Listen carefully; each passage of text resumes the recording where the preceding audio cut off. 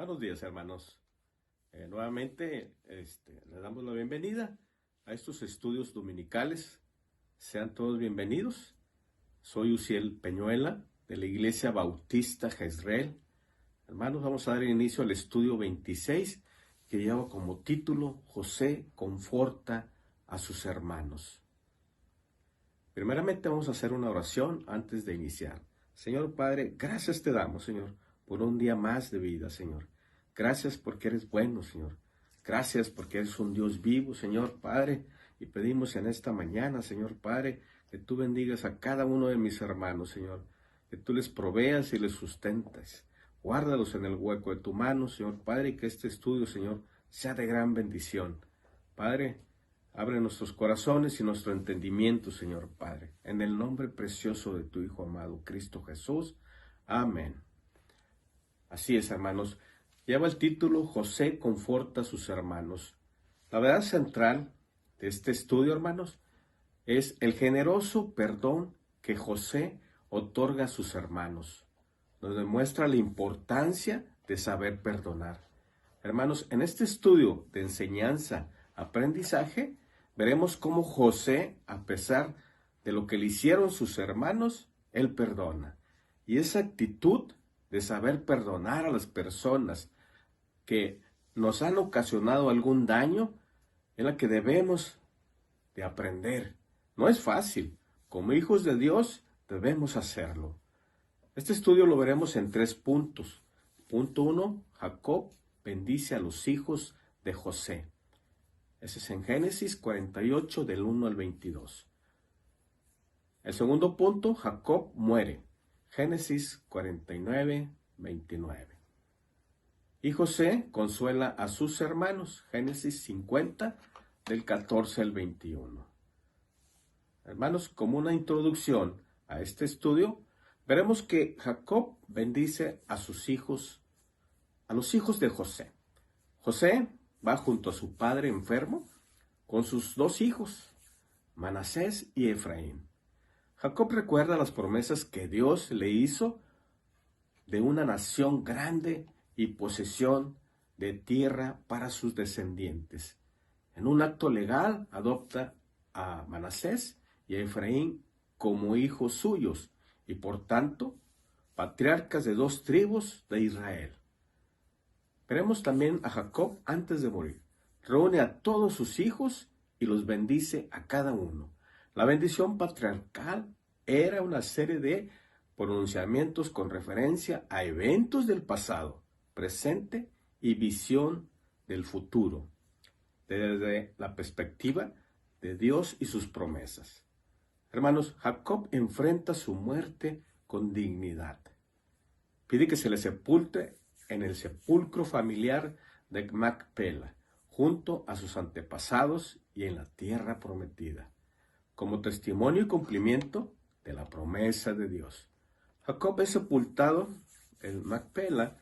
José pide y obtiene autorización del faraón para ir a cumplir la palabra hecha a su padre, de sepultarlo en la tierra de Canaán, con todos los honores al estilo egipcio, se realiza. Al volver del sepelio a Egipto, los hermanos de José temen que éste tome venganza en ausencia del padre por la maldad que le habían cometido. Se presentan ante José pidiéndole perdón. Además, se inclinan ante él, ahora voluntariamente y reconociéndose como ellos como siervos de José. Él, muy conmovido, les consuela y les perdona. Hermanos, los invito a que se termine de leer el capítulo 50 de Génesis, porque es ahí donde se ve y nos da datos referente a José. José vive 110 años y tiene el gozo y la bendición de Dios de crear también a sus nietos y bisnietos.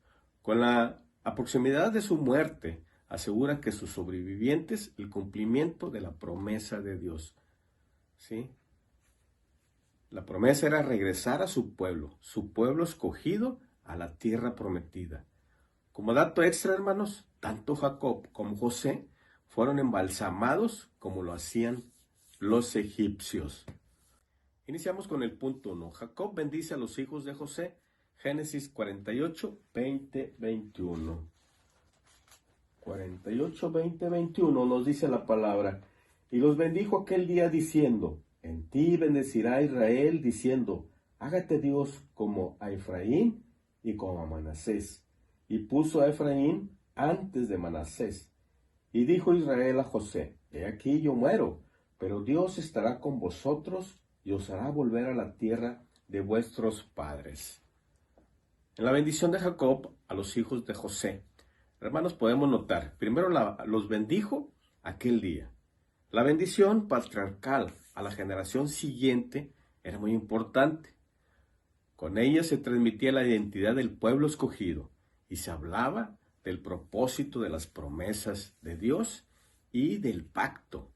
Era importante para la generación recibir esa bendición. Segundo, es una bendición de carácter más nacional. Israel bendecirá en vuestro nombre la prosperidad y prominencia tanto de Efraín como Manasés. Ellos serían el modelo de la bendición que las otras tribus querrán tener. Dios te haga como Efraín y como Manasés. Y con el tiempo estas dos tribus llegaron a ser muy prominentes en Israel. Tercero, Jacob nombró a Efraín antes que Manasés. Hermanos, no fue porque no veía bien. Recordemos que el primogénito era Manasés, sino que ya estaba predestinado por Dios que así fuera. En la bendición de Jacob, las palabras fueron las mismas para los dos. La diferencia estuvo en que la mano derecha de Jacob reposó sobre Efraín. Y en el versículo 21 dice, Jacob anuncia su muerte, a punto de morir. Hermanos, la muerte era enfrentada por los patriarcas con dignidad y esperanza.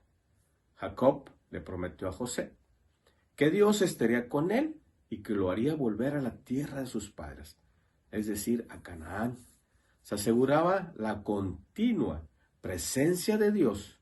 En este plan no se originó con Jacob, sino con Dios, y sería Dios quien lo hará posible. Aquí vemos la fe y la fidelidad de Jacob respecto a las promesas de Dios.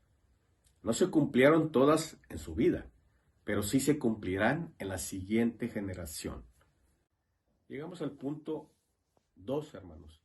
Llegamos lo que es la muerte de Jacob, Génesis 49, 33.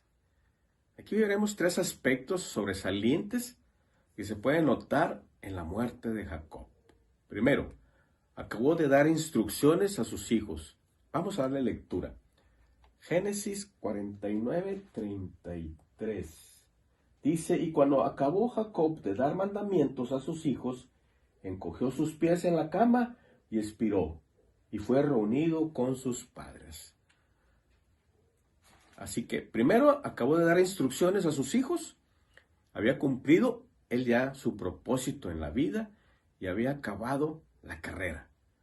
Jacob reconoció la realidad de la muerte y la realidad del plan de Dios que debía continuar con sus hijos.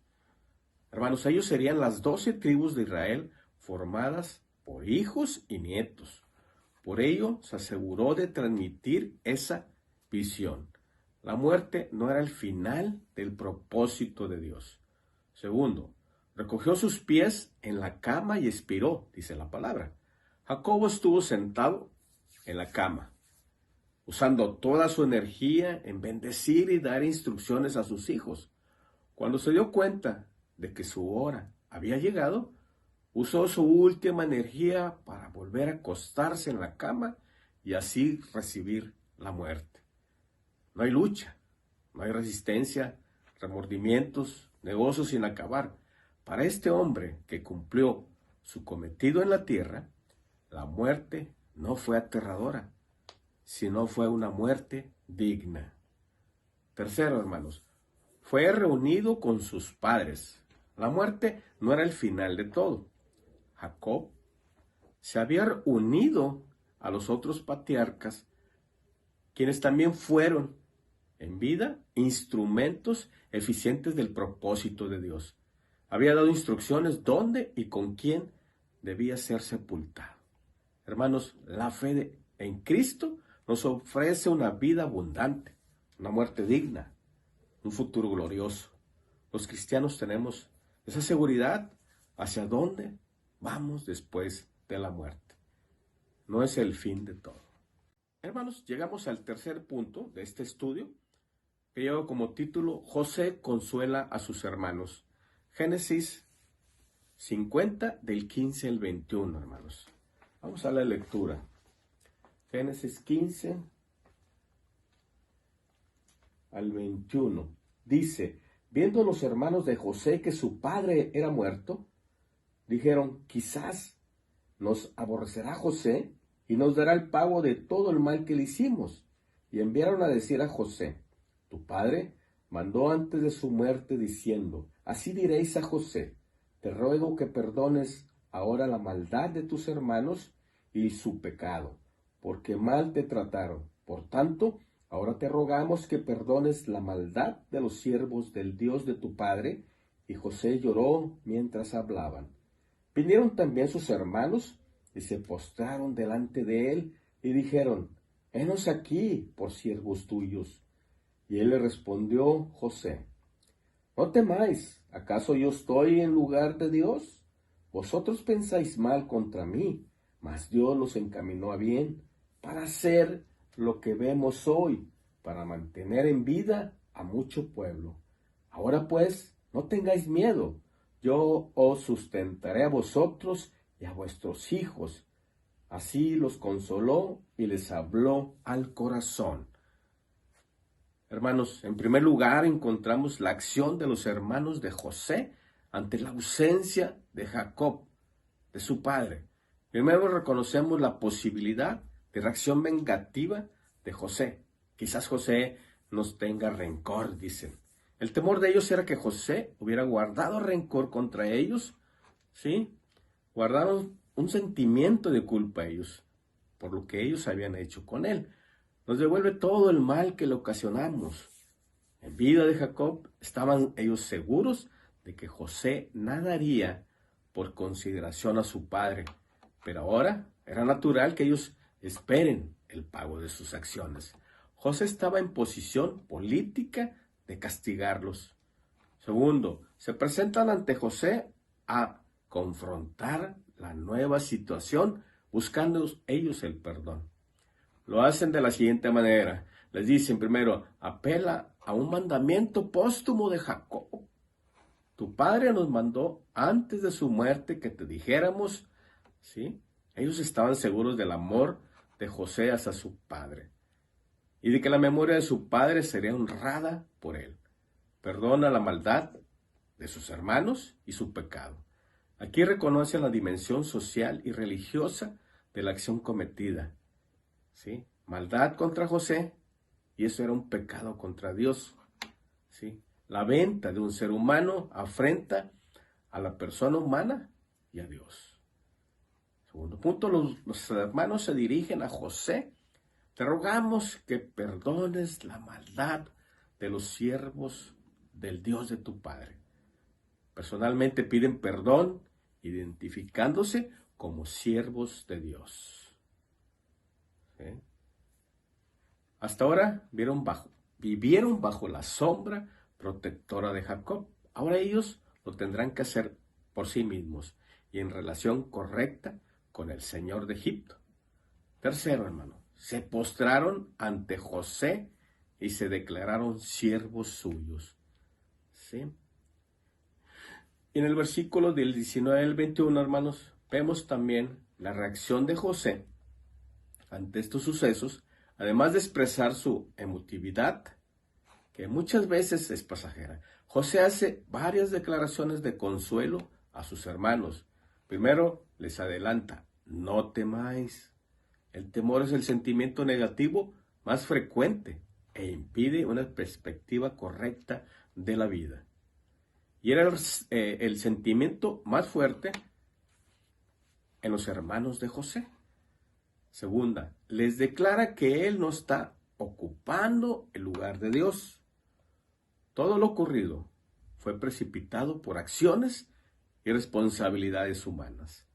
Pero el plan, hermanos, el plan era de Dios. Los hermanos no actuaron en contra de José, sino en relación a los planes de Dios. Además, se implica que el perdón final no está bajo la autoridad de José, sino de Dios. José podría perdonar la maldad en su contra, pero no el pecado en contra de Dios.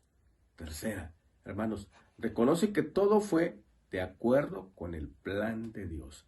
La acción de los hermanos en su contra fue para mal, pero Dios la encaminó para bien. Así los confortó y les habló al corazón. Va directo, hermanos. Esto fue así porque José aceptó ser instrumento de la promesa de Dios a los patriarcas. Hermanos, llegamos a la conclusión de este estudio. Una de las cosas más difíciles en la vida de cualquier persona, sea cristiano o no cristiano, es perdonar. José demostró en este estudio su grandeza por saber perdonar. Hermanos, hagamos realidad en nuestra vida la oración modelo que nos pide que perdonemos a nuestros deudores. Eso lo vemos en Mateo 6:12.